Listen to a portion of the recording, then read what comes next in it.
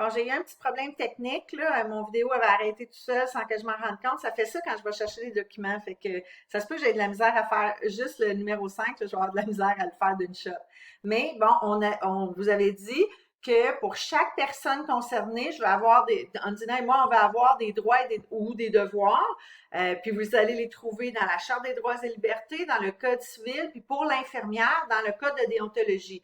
Vous comprendrez que le Code de déontologie, vous ne pouvez pas l'utiliser pour Madame puis Stéphane puisqu'ils ne sont pas infirmiers. Donc, ça ne s'applique pas à eux, ces règles-là. Ça s'applique qu'à l'infirmière. Tandis que la Charte des droits et libertés puis le Code civil, ça s'applique à tout le monde, même à l'infirmière, parce qu'elle est régie par ce code-là, même si en plus elle est régie par le Code de déontologie. Donc, on a dit, l'infirmière, on a choisi un article, l'article 3.1, qui est relativement général. On doit assurer le respect de la dignité de nos patients, blablabla. Bla, bla. Donc, c'est la justification de ça, parce que pour chaque article que vous allez me trouver, je veux savoir c'est quel article, il vient de quel document, le Code de déontologie, la Charte des droits et libertés, le Code civil, un petit résumé de ce que c'est l'article, parce que je ne veux pas être obligée de retourner dans chaque numéro pour aller voir c'est quoi qui est écrit dans ce numéro-là. Je ne veux pas faire ça. Et la justification, pourquoi vous avez décidé de choisir ça. Donc, pourquoi vous pensez que l'article 3.1 qui dit qu'on doit respecter la dignité de nos patients s'applique ici? Bien, ça s'applique parce que l'infirmière, elle est au courant que, que la patiente ne, ben, ne voulait pas être réanimée. Réanimée. Donc, si elle écoute, je l'écris de même, là, mais ça peut être écrit de n'importe quelle façon, si elle écoute le fils et décide et garde le code, ou le niveau de soins, appelez ça comme vous voulez, mais elle ne respecte pas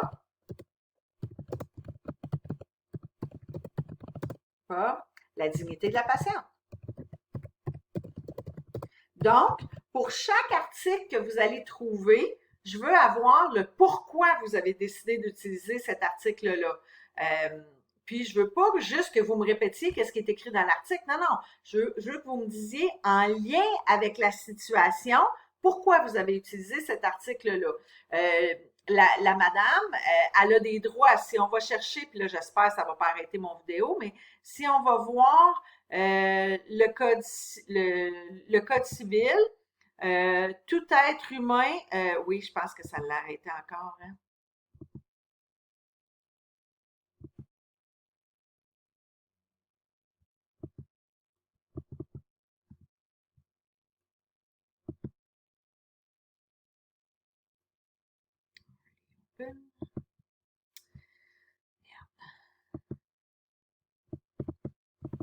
À chaque fois que je change de document, ça l'arrête la vidéo.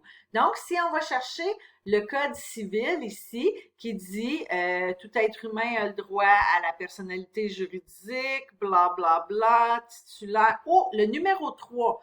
Toute personne est titulaire de droit de la personnalité, tel le droit à la vie et l'inviolabilité. Donc, si on a dit tout à l'heure que l'inviolabilité est mise en cause ici, clairement, l'article 3 s'adresse à madame. La madame, là, c'est écrit dans le code civil, à l'article 3, que toutes les personnes ont le droit à l'inviolabilité. Donc, je vais essayer de retourner dans mon autre document.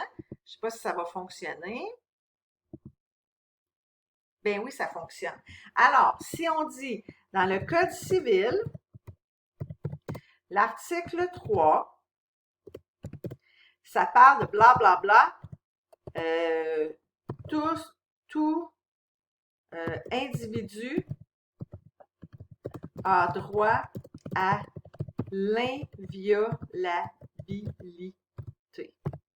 Donc, votre justification ici, ça serait, si on n'y en parle pas à madame qu'on veut-tu la réanimer ou pas, est-ce qu'elle veut être réanimée ou pas, si on lui en parle pas, on va être obligé de la réanimer si jamais son cœur arrête.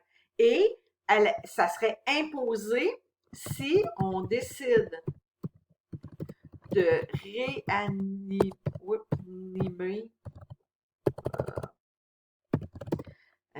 la patiente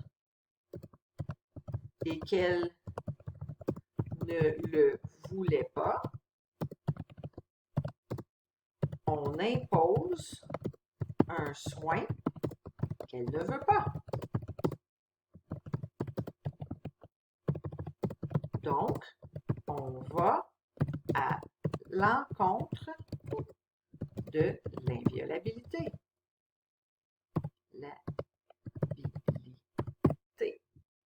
Voyez-vous que pour chaque article que vous allez choisir, je veux avoir une justification comme ça qui est en lien avec la situation. Je ne veux pas qu'on fasse juste répéter ce qui est écrit dans l'article. Vous me dites pourquoi vous l'avez choisi, cet article-là. On va faire la même chose pour Stéphane le Fils. Dans votre travail de session, il y en a 8 à remplir en tout. Donc, si on le faisait ici au complet pour cette situation-ci, peut-être qu'on en trouverait 3 pour Madame Larivière, peut-être qu'on en aurait 4 pour l'infirmière, puis un pour Stéphane. Du moment qu'en bout de ligne, on a vu les 3 personnes concernées, là, je me souviens pas dans le travail de session combien il y a de personnes concernées, mais l'idée, c'est d'avoir au moins un article pour toutes les personnes concernées, puis il faut en avoir 8 en tout et partout. Donc, dans ce cas-ci, on aurait peut-être 3 ici, 4 là, 1 là, ça fait 8 en tout, puis ça serait bon. Mais il faut qu'il y en ait pour tout le monde. J'espère que vous me suivez. Ensuite de ça, l'étape numéro 6, c'est il va falloir décider qu'est-ce qu'on décide en lien avec notre dilemmatique. La question, c'était pas est-ce qu'on réanime madame ou on la réanime pas. Ça, on n'a pas le choix. On n'a pas d'ordonnance en ce moment, donc on n'a pas le choix de la réanimer. Si on retourne à la question du dilemme, est ici, je pense? Oui. Alors, si on retourne à notre question, puis là, on peut la formuler de toutes sortes de façons. Hein. Il n'y a pas juste une bonne réponse. Comme dans les droits et devoirs, il n'y a pas juste une bonne réponse non plus. Ça va être selon ce que vous allez me justifier. Donc, ici, notre question, c'était, est-ce que l'infirmière réunit la famille pour discuter, puis là, je vois que j'ai fait une faute d'orthographe, pour discuter du code de madame, ou on suit les recommandations du fils, puis on ne tient pas en compte les avis antérieurs de madame. De l'avis, je ne sais pas pourquoi c'était l'avis antérieur de madame. Alors, si un coup qu'on va avoir été voir tous les droits puis les devoirs de tout le monde, on va se dire, mais est-ce qu'on peut dire qu'on suit les recommandations du fils de madame, puis on la réanime si jamais son cœur arrête? La réponse, c'est non. Puis on n'a même pas fait 8 articles de loi, on a juste fait 2. On a fait 2.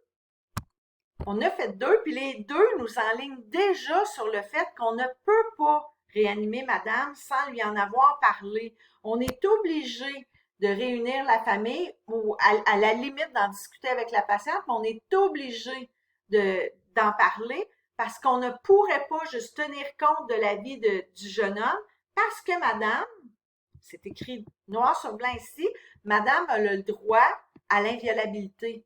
Puis si on lui en parle pas, puis on lui impose un code, on va à l'encontre de l'inviolabilité. Donc, on sait sûr et certain que la réponse à notre dilemme éthique ici, c'est nous devons, oups, bon, comme ça.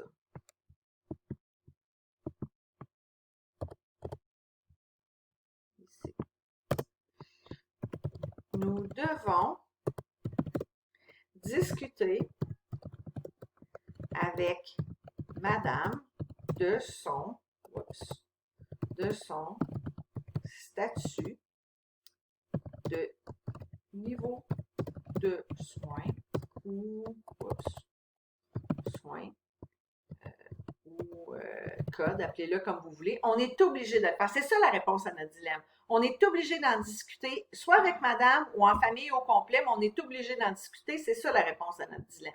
Alors, la prochaine question, c'est quand, dans tous les articles qu'on va avoir choisis ici, là, je sais que nous, on n'en a fait que 2, mais dans votre travail, vous allez en avoir fait, là, je vais aller voir mon chien Jacques. Bon, excusez-moi, là, il a fallu que j'aille gérer mon chien. sinon on l'aura entendu japper tout le long dans le reste du vidéo. Alors, pour répondre à la prochaine étape, justifier la pertinence quant à la position de votre décision vis-à-vis la prise de décision voyons, vis-à-vis le dilemme. Alors ici, on a décidé que on est obligé d'en discuter avec madame. On n'a pas le choix d'en discuter avec madame. Ce que vous allez faire, c'est vous retourner dans vos droits et dans vos devoirs, puis vous en choisissez un. Un sur les 8, puis c'est celui qui, à votre goût, à vous, va avoir eu le plus de poids dans votre prise de décision. C'est lequel dans les 8 que vous avez trouvé, dans le code de déontologie, dans la charte des droits et libertés, dans le code civil, peu importe c'est laquelle personne concernée, ça n'importe peu, mais il y a un article là-dedans qui va vous avoir fait ouais, j'ai vraiment pas le choix. Alors ici, là, on a juste fait 2, mais on pourrait dire le Code civil, article 3, qui dit que madame est inviolable, on n'a pas le choix, là, on ne peut pas passer à côté de ça.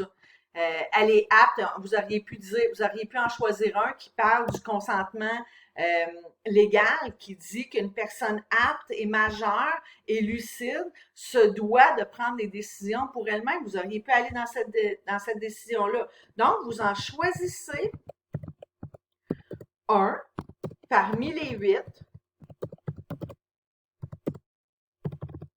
celui qui, selon vous,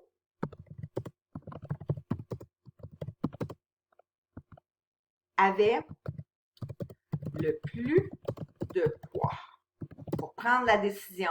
Puis là, vous allez me justifier ça. Vous allez me dire pourquoi vous trouvez que c'est lui qui a le plus de poids. Ensuite de ça, vous allez me dire, OK, là, j'ai pris la décision. Je sais que selon tous les articles de loi, toute la recherche que j'ai faite, là, je suis obligée d'en parler avec madame. Qu'est-ce que je fais pratico-pratique, là?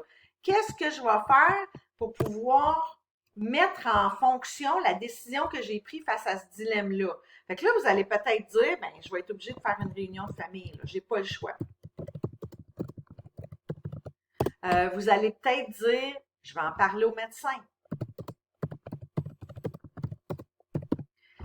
Pour être sûr qu'il donne la bonne information au fils puis à la madame pour qu'il puisse prendre les bonnes décisions.